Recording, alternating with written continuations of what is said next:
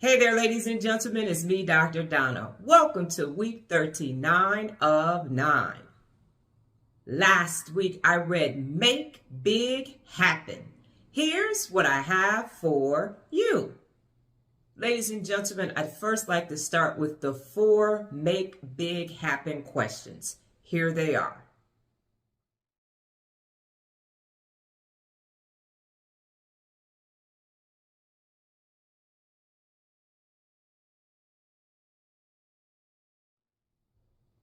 Now, who is this book for? Ladies and gentlemen, this book was written for CEOs, entrepreneurs, and leaders. I'd also like to add that it is for CEOs and entrepreneurs and leaders of mid-sized to large organizations. So if you are a smaller organization, yes, you can read the book, but some of the information just applies to those organizations. For example, organizations with several thousand employees, organizations that have annual revenues of $100 million. So some of it is based upon scale, but I still think that this book is worth reading, and here's why. Those 4 questions are pertinent to you in life and business. So as a result, if you are the CEO of your household, meaning you're the person that's in charge, this book can have application. Now, the things that I took away is number 1, add a 0. When you're trying to make big happen, just take whatever number that you're going after and add a 0. And then make the strategy to make big happen. So use those questions to make big happen. Additionally, I'd like to say that most organizations start out small and then they start making profits, and so they start adding employees and adding buildings and resources and everything, and then the market shifts, and now this bloated organization has to start trimming the fat.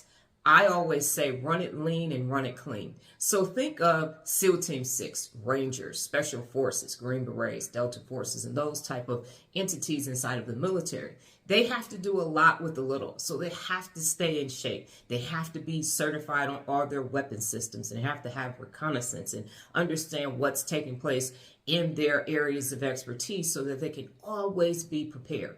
So as you grow with your organization, think of it this way. If you are physically fit and something happens, you are able to react a lot sooner than if you have bloat. So no matter how successful your organization is, you need to run it lean and run it clean. Additionally, the author talked about doing team building exercises, and he loved doing Ironman challenges, and in fact, it was one of his goals. I also think that you need to do leadership challenges with your team as well as your leadership executives, because it does build camaraderie, and it does make you connected. So when I was in ROTC, part of the training that we had to go through as cadets is the FLRC. It's the Field Leader Reaction Course. And so you have to work with other people in order to navigate through those challenges, or you won't get through those. So when you are running a lean organization and you are building your skills together, when the market shifts, you will be ready.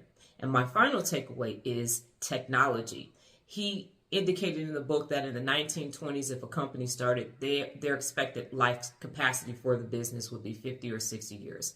That is not the case now. Because of technology, there are companies that have a lifespan of 10 to 15 years, and that is it. And these are companies that are on the S&P 500. So if you think about what you need to do as you make big happen, you have to be on the cutting edge of everything. You have to keep your people educated and trained, and everybody has to be going in the same direction, focused on the same goal. Otherwise, you could end up closing the doors of your business. So yes, I am saying make big happen. I am saying read the book, and I am saying if things don't apply because you're not big yet, you can still use most of the information in your personal life and most of the information in your book. In your business. There's just a couple of times where the numbers are just very big, and most businesses don't operate at that level. Overall, I am recommending this book. I do believe that it has value, and I do believe that it will be worth your time reading the book. Got it? Good. Last week's new beginning, my daughter has purchased several different dice exercises, and when she purchased them initially, I was like, why would you do that? That doesn't make any sense. But I used the yoga dice last week every day, and it was really good. They have 3 different levels. The dice are yellow, green, and red. They also have corresponding cards that you can actually scan and get the QR code so you can see the video. They explain what the exercises are. So I hadn't done a couple of those difficult exercises in several years, and boy, could I feel it. But by the end of the week, I was more flexible, and it did feel great to vary my stretching exercises for the entire week. So I am recommending, if you see Exercise Dice somewhere, go ahead and purchase them because it was a great new beginning. This week's book, As a Woman Thinketh. Well, that's my time, ladies and gentlemen. But before I get out of here, just remember the power of 9. New beginnings expand your mind. Adios.